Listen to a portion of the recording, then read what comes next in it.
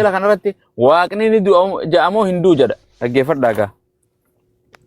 Aqliiti sammuuti yaabata isaa deemachin dhaqaniiti seera uumamaa keessaa kaana. Seera uumamaati maal gootan waan sin jedhe seerri uumamaa asuma keessa jira. Seera uumamaa Raayilaan kan mul'atu yaanis waaqayyo ni boqota jedhamoo hin boqotu jedha.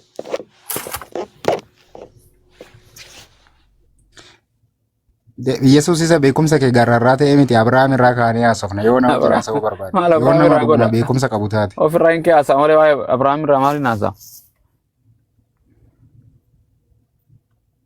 Amantiin keenya jalqaba waaqayyo irratti nu uume jettanii miti ree. Quraana keenya jeeqa. Amantiin qabdan silaa ibsinii dhiisa kaa. Akka nama amantiin qabneeti isin hojii haasaa bar. Quraana moo kitaaba ragaa hin qabne akkamitti fudhanna nuyi? Okay, waan siin jedhe amma waan salphoo bar. Waan jedhe waaqni wangeelli kee kullaan macaafni gartaame habeente silsaa siddisti. Isa kana naa deebisiisiin haasaa rakkoon qabu isa. Samaal gurbaan nu rakkee akhi. Beekumsa kiyyaa fi keekan waluma daalla waan jedhe sammuu fayyaa qabduu fi vaayirasii qabdu addaa baasuu deeman. Waaqayyo ni du'a moo hin du'u? Dura doktora bira gisee dhuftee bar dura laaboraatoorii silaalee ulfina qaamaa kee silaalee tempereechara kee qilleensa waan kana hunda silaalee qorichachi boosisee kanna. Waan siin jedhanis dura sammuu kan kee itti yaaddu waaqayyo ni boqota moo hin boqotu?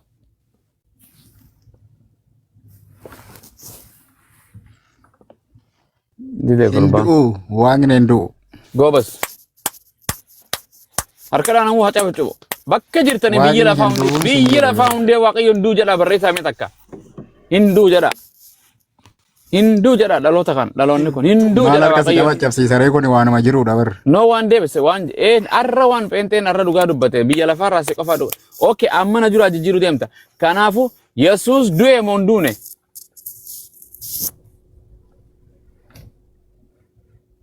Hindu jedha isin. Du'eera. Kana biyyi lafa. Du'eera. Gobas kanaafuu du'ee waaqaa miti qaamni du'u waaqaa miti hinduu naan jette waaqni Yesuus du'ee mi? Amma yaada jijjiiraa eege. Memorii chipsii biraaf keessa kaayes deebi'a. Jawwaala biraaf keessa kaaya saawaa fi moobilii fi zeenii. Du'eeraa mi? Yesuus Kiristoos du'eera moo hin duune? Eeyyeen. Du'eeraa itteetta. Maal gaafii qaba kun si jammar du'eera. Fayyaa ta'e. Yesuus Kiristoos waaqayyo moo waaqayyo miti?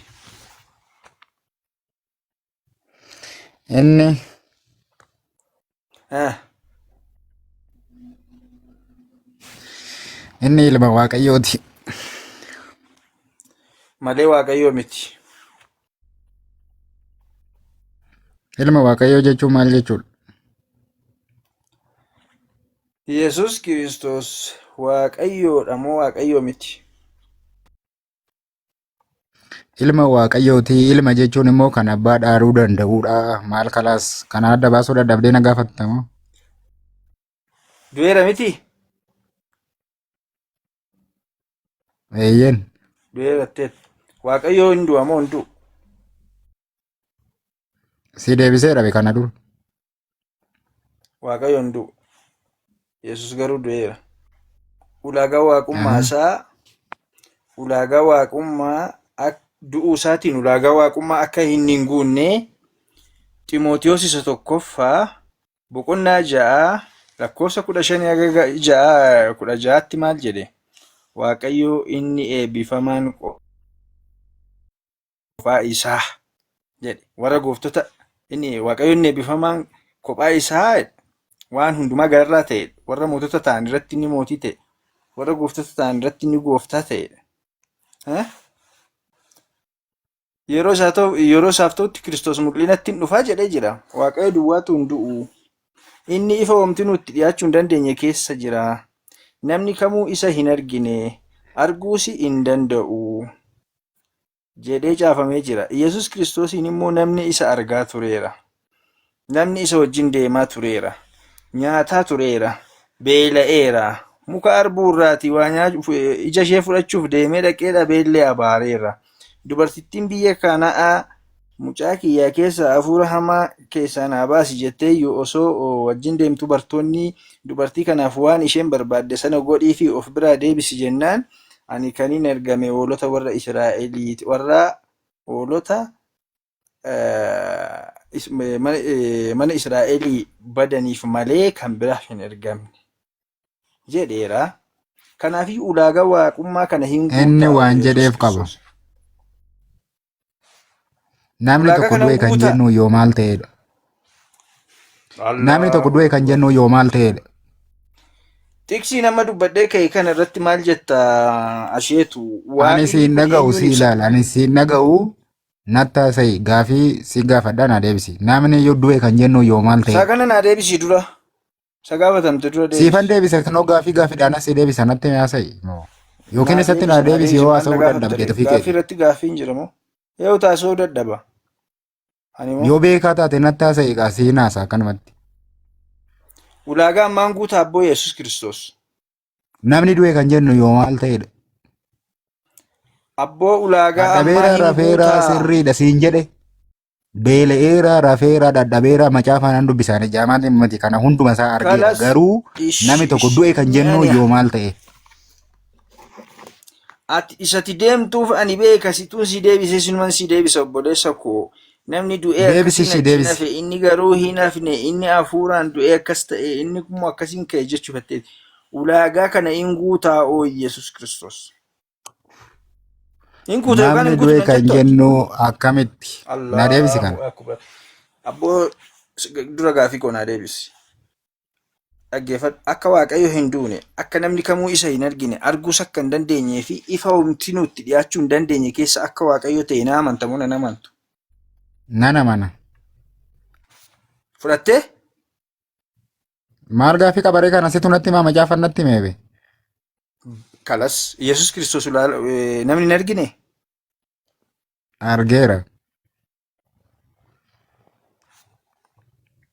Inni biyya lafarra deemee barsiisaa tureera kun beekamaadha. Barsiisa isaa fudhattaati. Nan fudhadha maaf hin fudhadhu ree? Maaliif hin Hin fudhadhu? fudhattaa? Jedhee nan fudhadha. Ishee ani ilma Waaqayyooti jedhee dubbate sobe moo dhugaa dubbate? Ani ilma Waaqayyooti jedhee dubbate wanta inni akkas jedhee barsiise kana dhugaadha jettee fudhattaati.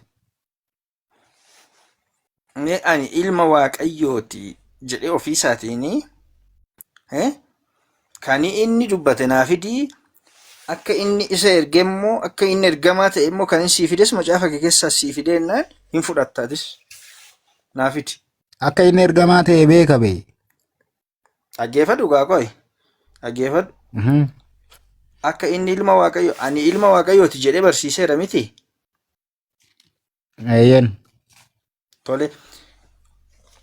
Kana jechuun ani ilma Waaqayyooti jechuudhaan kan inni dubbate sana akka inni ilma Waaqayyoo ta'ee fi ragaa kan inni barsiise barsiisa isaa keessaatti kan inni fakkeenyaa fi Yesuus itti fufee yookaan immoo yeroo akkas akkasiitti waan inni jedhee dubbate naa fidi ragaa ani immoo akka inni ergamaa ta'een sii fida macaafa kee keessaa. Maal naa fidda ani akka ergamaa ta'e nan amana garuu Waaqayyo eenyu erge yoo ergamaas ta'e eenyu erge? Waaqayyo ergee hannu jedheera. Eenyu ergeen jedhe yoo ergamaa ta'e? Waaqayyo abbaate erge boo. Waaqayyo abbaate erge garuu eenyudha kan ergame sun eenyummaan isaa eenyu inni? Yesuus mata ergame oo maal kan biraa eenyu ergame? Yaa? Ergamaadha jechaa jirta ree ammati waaqa jetta amma takka turtee inni waaqadha itti takka turtee immoo uumaadha iyyuu Inoo jetta waaqni isee.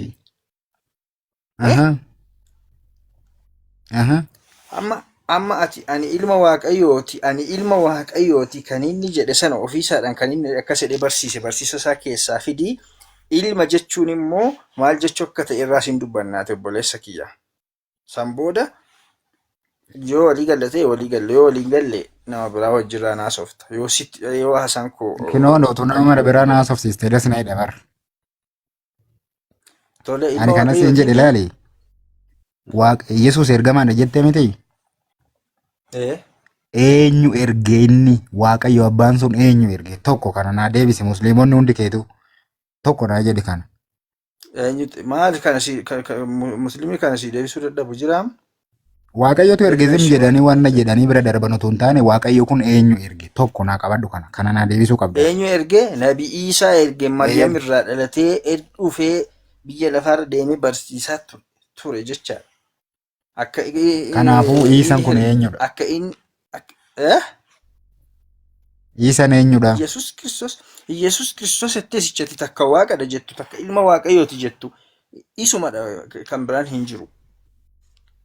Ati takka turtee hin jijjiirta. Takka turtee amma jechaadha. Hin jijjiiru giddeen qabeen. Jijjiirama amma goota. Hin jijjiiru sii.